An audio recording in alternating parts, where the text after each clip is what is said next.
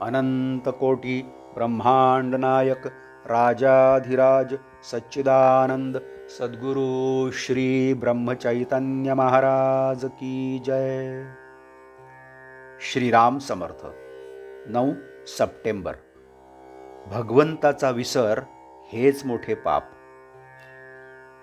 खरोखर भगवंताचे अस्तित्व जिथे पाहावे तिथे आहे।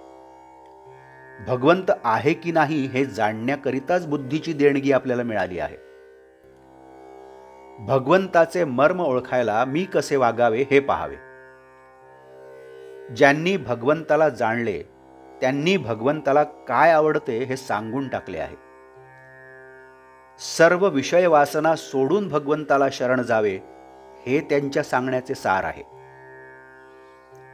हे आप्तवाक्य आपण प्रमाण मानले पाहिजे, कारण स्वतः अनुभव घेऊन म्हणजेच स्वतः मुक्त होऊन त्यांनी आपल्याला मुक्तीचा मार्ग दाखवला।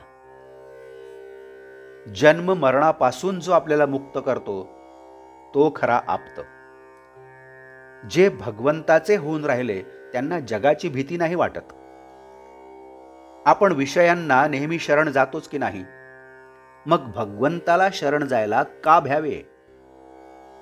खरोखर सर्व चमत्कार करता येतात, पण भगवंताला शरण जाणे फार कठीण आहे।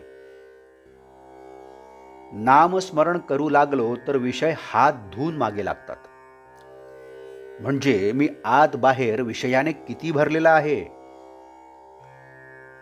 तथापि काही झाले तरी दृढ निश्चयाने नाम चालू ठेवावे। प्रपंच करीत असताना नाही का वाईट विचार मनात येत? मग परमार्थ करीत असता तसे आले म्हणून भ्यायचे काय कारण?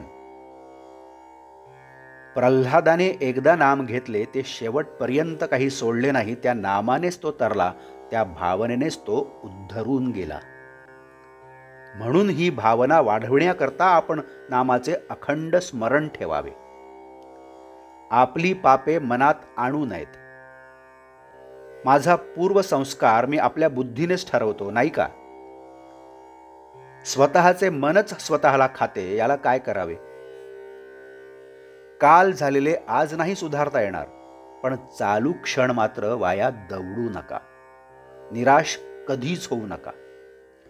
प्रत्येक साधन आपल्या परीने श्रेष्ठच आहे। साधनाला पतिव्रतेसारखे मानावे। भगवंताचे होणे हे सर्व साधनांचे आणि धर्माचे मूळ आहे, हे पक्के ध्यानात ठेवावे।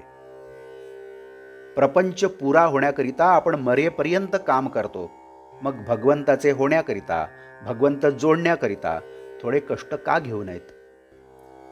खरोखर भगवंताचा विसर पडणे याहून दुसरे मोठे पाप नाही। देव हवा असे वाटणे ही देवाची बुद्धी, आणि विषय हवा असे वाटणे ही देहाची बुद्धी।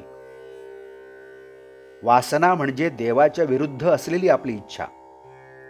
ही वासना म्हणजेच विषयांचे हवे नकोपण जसजसे कमी होईल तसतशी बुद्धी नामात स्थिर होत जाईल।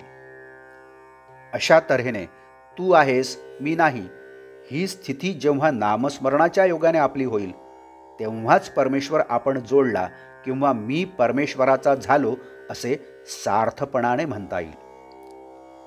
निधिध्यासाने आनंद साक्षात्कार होणे हाच मोक्ष होय।